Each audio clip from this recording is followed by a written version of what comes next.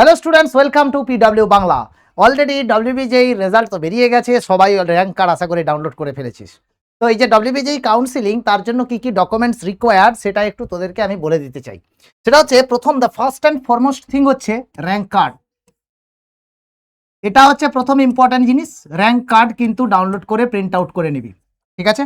আচ্ছা, নাও একাডেমিক জিনিসের জন্য আমি বলতে চাই কয়েকটা জিনিস যেগুলো রেডি রাখবি।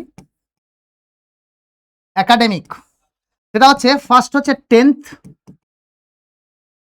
সার্টিফিকেট, এটা তোদের এজ প্রুফের জন্য কাজে লাগবে। সেকেন্ড হচ্ছে 12th সার্টিফিকেট, এটাও লাগবে তোদের কাছে। অনেক সময় এজ প্রুফের জন্য 10th এর অ্যাডমিট কার্ড, WBCHSC বা WBBCSE মানে West Bengal board of secondary education, তার জন্য কিন্তু অ্যাডমিট কার্ডও এজ প্রুফ হিসেবে কাজে লাগে।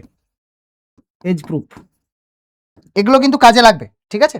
আর valid photo ID, valid photo ID, সে ভোটার কার্ড হতে পারে, আধার কার্ড হতে পারে, যা কিছু, ঠিক আছে? এটা প্রথম লিস্ট অফ ডকুমেন্টসে তৈরি করবি, এগুলো তোদের কাছে আছে।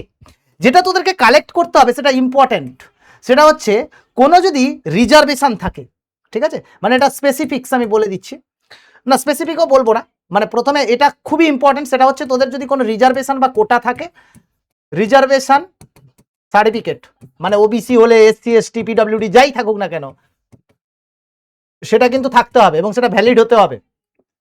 সেকেন্ড হচ্ছে ডমিসাইল সার্টিফিকেট, এটাই আমি বলবো বাবু, স্কুল থেকে অনেক সময় ভ্যালিড হয়, বাট স্টিল বলবো এটা কিন্তু গেজেটেড অফিসার দিয়েই কিন্তু সাইন করাবি।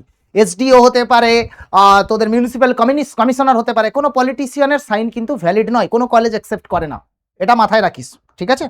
আচ্ছা, নেক্সট হচ্ছে ক্যাটাগরি সার্টিফিকেট তো বলেই দিলাম, ডমিসাইল সার্টিফিকেট বলে দিলাম। এরপরে যদি TFW থাকে তার জন্য TFW সার্টিফিকেট, ব্যাস এর ডকুমেন্টেশন, কখন টিউশন ফি ওয়েভার হয় সেই হিসেবে তোর যা ডকুমেন্ট, ইনকাম ডকুমেন্টস যা লাগে, খাদ্য ভবন থেকে করাতে হয় এটা ওটা, সেটা যদি থাকে সেটা করিয়ে নিবি, ঠিক আছে? আচ্ছা, এরপরে হচ্ছে অ্যালটমেন্টের জন্য, যেটা মানে একবার যখন সিটটা অ্যালটমেন্ট হয়ে যায় তার জন্য লাগে হচ্ছে সিট অ্যালটমেন্ট, মানে সিট অ্যালটমেন্ট লেটার, প্রথমবার কাউন্সিলিং এর পরে, মানে এই ডকুমেন্টগুলো তোদের কাউন্সিলিং এ প্রথমবার ভরার পরে কিন্তু কলেজে গিয়ে দেখাতে হয়। কেউ যাদবপুর পেয়েছে, যাদবপুরে গিয়ে এগুলো নেবে, ঠিক আছে? Seat allotment letter. আর এরপরে যেটা লাগে সেটা হচ্ছে তোর পেমেন্ট, মানে সিট অ্যাকসেপ্টেন্স, সিট অ্যাকসেপ্টেন্স কি পেমেন্ট প্রুফ, কি পেমেন্ট প্রুফ, মানে যেটা করবি তার কিন্তু একটা প্রিন্ট থাকা দরকার। আর লাস্টে হচ্ছে মেডিকেল ফিটনেস, মেডিকেল ফিটনেস কোনো হসপিটালের ডাক্তার দিয়ে এটা করাতে হয়, মেডিকেল ফিটনেস সার্টিফিকেট, যদিও এটা দেওয়ার জন্য একটু পরে সময়ও দেয় অনেক সময়।